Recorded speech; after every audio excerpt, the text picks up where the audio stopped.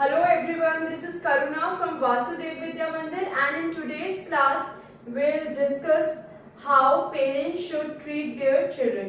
Means parents को अपने बच्चों को जो है वो किस तरीके से ट्रीट करना चाहिए. देखिए, daily I come across with many children and parents of the children also, both parents and children. तो उन लोगों के मैं कुछ एक्सपीरियंस सुनती हूँ और चिल्ड्रन के भी, मतलब स्टूडेंट्स के भी और उनके पेरेंट्स के भी बहुत सारी वो बातें अपनी शेयर करते हैं. स्टडीज के अलावा भी जैसे किस टाइप का जो है पेरेंट्स और चिल्ड्रन में जो है वो रिलेशनशिप है उसको हम कैसे इम्प्रूव कर सकते हैं. तो आज हम उसी के बारे में डिस्कस करेंगे. ठीक है, राइट. तो फर्स्ट इज नो कंपैरिजन. देखिए, मैं कभी भी ये नहीं कहती कि जो स्टूडेंट्स हैं या जो चिल्ड्रन हैं उनको अपने पेरेंट्स की बात नहीं सुननी चाहिए. Parents are compromising a lot for them, but problem क्या है कि अभी जो उनका एज ग्रुप है, जैसे ज्यादातर मेरे पास जो स्टूडेंट्स है वो 13 to 17, 18 एज ग्रुप में टीनेजर्स ज्यादा है. तो पहला मैं पेरेंट्स को यही कहना चाहती हूँ कि please don't compare your kids with others. अपने बच्चों का आप किसी और के साथ कंपैरिजन मत कीजिए, चाहे फिर वो उसके आपके रिलेटिव्स हैं, उनके कजन्स हैं, नेबर हैं, फ्रेंड है या ट्यूशन फ्रेंड है. प्लीज आप अपने जो बच्चा है उसका किसी के साथ कंपेयर मत कीजिए. आपका जो बच्चा है वो स्लो है, suppose your child is a slow learner, तो आप बार बार उसको ये मत बताइए ना कि आपका जो कजन है वो बहुत ही ज्यादा इंटेलिजेंट है, आप उसकी तरह बनिए, तुम तो बहुत नालायक हो. तो प्लीज इस तरीके की बातें आप उससे मत कीजिए. हर जो चाइल्ड है वो अपने आप में यूनिक है, कुछ ना कुछ उसको क्वालिटीज जो है वो अपने साथ लेकर आया है. मे बी वो किसी सब्जेक्ट में बहुत अच्छा नहीं हो सकता या एक या दो सब्जेक्ट में बहुत अच्छा नहीं हो सकता, बट इट डजंट मीन कि वो ओवरऑल जो है वो खराब है.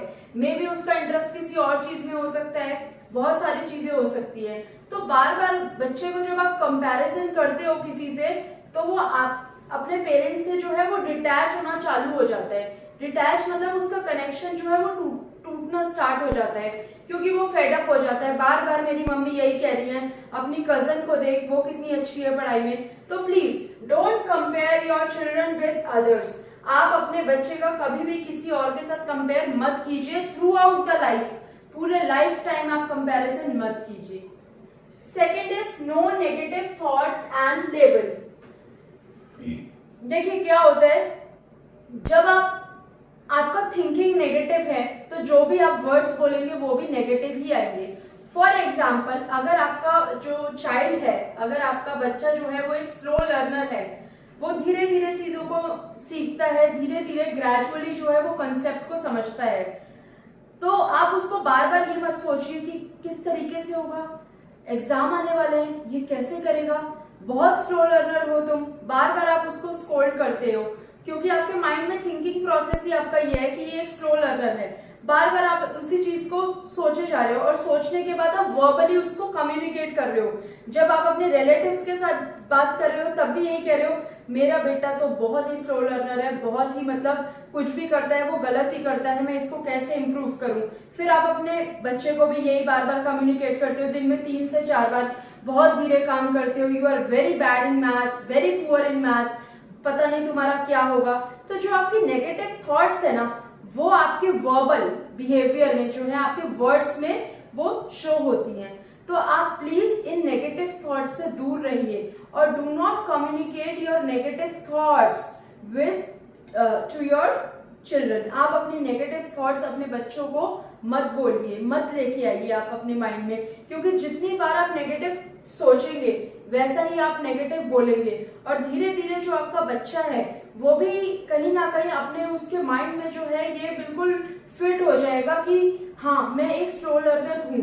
जो मुझे टैग लगे होते हैं स्टूडेंट्स को या बच्चों को, वो बचपन में ही, उनके चाइल्डहुड में ही टैग जो है वो लग जाते हैं. And labels. लेबल्स क्या है, आपने अब अपने बच्चे को एक टैग दे दिया, स्लो लर्नर या you are not good in anything, आप किसी चीज में अच्छे हो ही नहीं, तो ये अब आपने टैग दे दिया उसको. आप बार बार फ्रीक्वेंटली आप उसको कम्युनिकेट कर रहे हो, you are very bad in everything, बहुत बेकार हो आप हर चीज में, स्लो लर्नर हो, आपसे कुछ होता ही नहीं, आपको कुछ आता ही नहीं, आपको समझ में ही नहीं आता है. तो अब ये क्या है, आप धीरे धीरे धीरे धीरे ये जो टैग्स हैं ये आप अपने बच्चे को दे रहे हैं और ये टैग कहीं ना कहीं उसके माइंड में जाके फिट हो जाएंगे कि मैं स्लो लर्नर हूँ, मैं औरों की तरह उतना केपेबल नहीं हूँ। तो please stay away from negative words, negative thoughts, negative expression, right? Pure, positive and powerful labels. Give your children positive labels. Pure, positive and powerful. कैसे आप दे सकते हैं powerful labels? आप अपने बच्चे को कह सकते हैं, I know that you are not good in maths, but this is not your fault. The concept is difficult, so it will take time to learn. Concept इतना डिफिकल्ट है कि आपको जो है समझने में या उसको कैच करने में टाइम लगेगा। आप जो है स्लो लर्नर नहीं है। आप उसको पॉजिटिवली ही बार बार बोलिए that you are a very good child, बहुत आप अच्छे बच्चे हो, आप जो भी काम करोगे आप ठीक ही करोगे।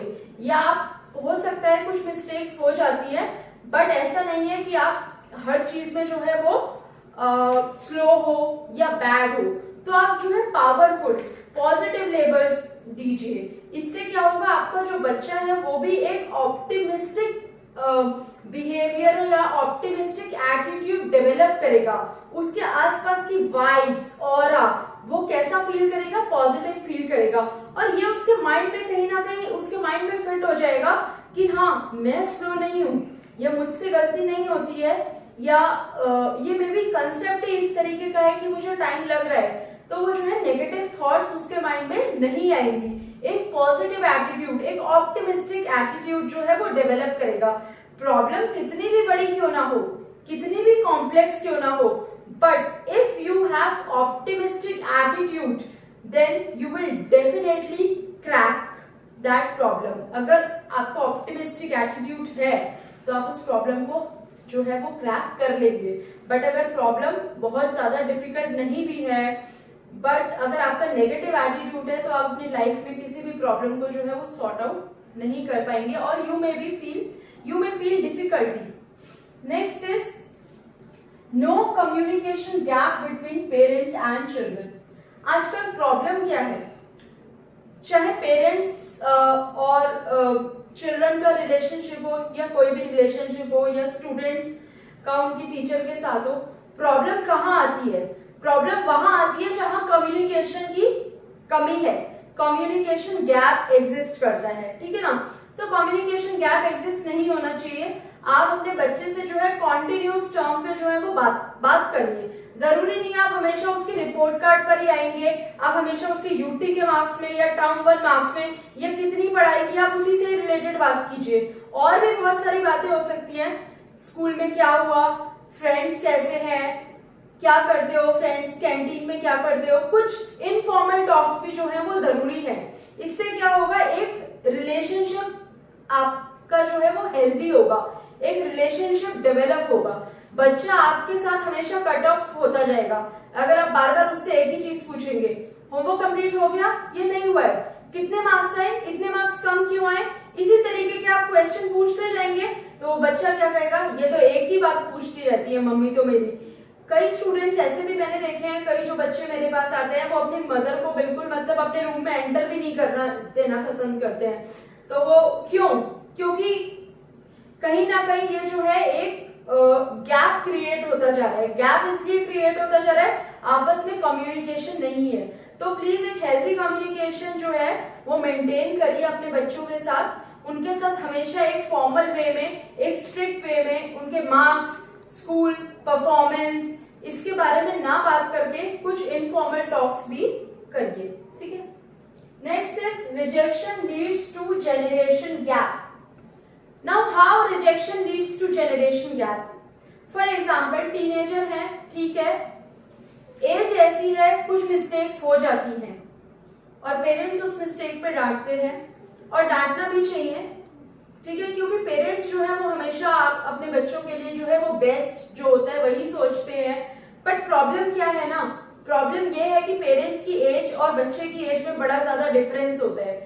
तो हमेशा हमें एज अ पेरेंट नहीं सोचना चाहिए, हमें उस बच्चे के माइंड के मतलब एज ग्रुप के अकॉर्डिंग भी सोचना चाहिए चाहिए ना। अगर आपके बच्चे ने कोई गलत काम कर दिया तो please don't say you are a very bad boy, you are a very bad girl, आप बहुत एक गंदे लड़के हो, आप एक बहुत गंदी लड़की हो। Please don't say this. आप ये कहिए you are a very good boy but the thing you have done is wrong. आप लड़के अच्छे हो बट जो आपने काम किया वो गलत था, ठीक है ना। अगर आप जैसे ही आपके बच्चे से कुछ गलती हो जाती है और वो आपके पास आता है और अपनी बात बताता है और आप उसको सीधा स्कोल्ड करना चालू कर देते हो, this is all I can expect from you, मैं तो तुमसे सिर्फ यही एक्सपेक्ट कर सकता था। तो प्रॉब्लम क्या होता है, उसको रिजेक्शन मिला, उससे फिर कोई मिस्टेक हुई, अपने पेरेंट्स के पास आया, मम्मी पापा के पास, मम्मी ने डांटा, पापा को कंप्लेंट की, पापा ने ऑफिस से आके स्लैप लगा दिया, ठीक है। तो बच्चा क्या होगा, बच्चा बहुत ज्यादा एम्बैरस फील होगा। थर्ड टाइम वो क्या करेगा, वो अपनी बात आपको बतानी ही बंद कर देगा। उससे कोई गलती हो भी गई ना तो उसको इतनी हिम्मत नहीं होगी कि वो अपनी प्रॉब्लम आपके साथ डिस्कस कर ले। और हम क्या सोचेंगे कि इसने अपनी प्रॉब्लम डिस्कस नहीं की, that means he has stop doing that thing, उसने वो काम, गलत काम करना बंद कर दिया क्योंकि मैंने उसको इतना डांटा कि उसने वो गलत काम करना बंद कर दिया। नहीं, ऐसा नहीं हुआ, वो गलत काम अभी तक एग्जिस्ट कर रहा है, वो जारी है। फर्क इतना है कि उसने आपको बताना बंद कर दिया, आपसे छुपाना चालू कर दिया। तो प्लीज आप उसको जो है रिजेक्शन, बार बार अगर आप उसको रिजेक्ट करेंगे या स्कोल्ड करेंगे या उसकी बात को कभी समझ ही नहीं पाएंगे, उसके पर्सपेक्टिव को भी समझ नहीं पाएंगे, तो इससे क्या होगा, जनरेशन गैप एग्जिस्ट होगा, ठीक है। स्पिरिचुअल स्टडी बहुत बेटर है कि आप अपने बच्चों को स्पिरिचुअल स्टडी की तरफ मोटिवेट कीजिए। एज अ पेरेंट आप खुद भी मेडिटेट कीजिए, ऑप्टिमिस्टिक थॉट्स रखिए, अपना बिहेवियर अच्छा रखिए, एटीट्यूड अच्छा रखिए। तो ग्रेजुअली जब बच्चा अपने पेरेंट्स में ये सब चीजें देखता है तो वो खुद भी इन चीजों को जो है एब्जॉर्ब करना स्टार्ट करता है, डेवलप करना स्टार्ट करता है, ठीक है ना।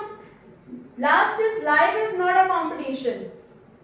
बचपन से हम लोग एक ही बात सुनते आ रहे हैं कि competition, life is a competition, हमें सबसे आगे रहना है, ये कंपटीशन है, हम सबसे बेस्ट कर रहे हैं। ठीक है, मैं कभी आपको ये नहीं कहूंगी कि आप आगे मत रहिए, आप बेस्ट परफॉर्म मत करिए, आप हार्ड वर्क मत करिए, आप ये सब कुछ करिए, but not at the cost of your what do I say your talent and your thoughts and your life. तो आप इन सब चीजों को करने के लिए अपने कुछ, आपके भी कुछ जो है थॉट्स होंगे, ठीक है, उनको कॉम्प्रोमाइज मत करिए। लाइफ जो है कंपटीशन नहीं है, ये कोई रेस नहीं है, यहाँ पर आप रेस लड़ने नहीं आए हैं, रेस करने नहीं आए हैं। तो आप जो है, जो आप में टैलेंट है, जो आप में स्किल्स हैं, उनको इम्प्रूव करने में जो है वो ज्यादा ध्यान दीजिए। हर एक बच्चा जो है गॉड ने मतलब उसको एक यूनिक बनाया है और कुछ ना कुछ उसने क्रिएटिविटी, कोई ना कोई स्किल, कोई ना कोई टैलेंट जो है हमेशा से ही दिया होगा। तो बेटर है आप उस टैलेंट को जो है यूटिलाइज करिए। बहुत सारे बच्चे मैंने ऐसे देखे हैं, they are very good in maths, they are very good, मतलब हाई स्कोरर हैं, बहुत अच्छे 95-96% स्कोर करते हैं, बट जब मैं उनसे कम्युनिकेशन स्किल्स की बात करती हूँ या मैं कहती हूँ कि what ever you have learn, just आप मुझे एक्सप्लेन करिए या आप इन बच्चों को समझा के दिखाइए, तो वहां पर वो जो है जीरो हो जाते हैं। वो कहते हैं मैम बस हमें याद है, we can not explain what we have learn, हम एक्सप्लेन ही नहीं कर सकते जो हमने समझा है। बट बहुत स्टूडेंट ऐसे भी देखती हूँ मैं, 60-70% है, but they are very good in application, they are very good in communication, they are very good in explaining the things to others, they are very good in logic, reasoning, तो वो सब चीजों में बहुत अच्छे हैं। तो ऐसा नहीं है कि सिर्फ मार्क्स ही लाना बहुत ज्यादा इंपॉर्टेंट है, चीजों को समझना, अंडरस्टैंडिंग, ना कि रोट लर्निंग। और along with your studies give importance to other things also, give importance to your health also, go and play a game which you like, tennis पसंद है टेनिस खेलिए, कुछ भी पसंद है, करिकुलर एक्टिविटीज पे भी ध्यान दीजिए, अपने ओवरऑल डेवलपमेंट पे भी ध्यान दीजिए। और पेरेंट्स का भी जो है एक रिस्पॉन्सिबिलिटी है कि अपने बच्चों को हेल्दी फूड प्रोवाइड करिए, पूरा टाइम उनको बुक वॉर्म बनने के लिए मत आप कहिए। I know that competition is very stiff, but आजकल हार्ड वर्क के साथ साथ स्मार्ट वर्क का भी जो है वो ट्रेंड है।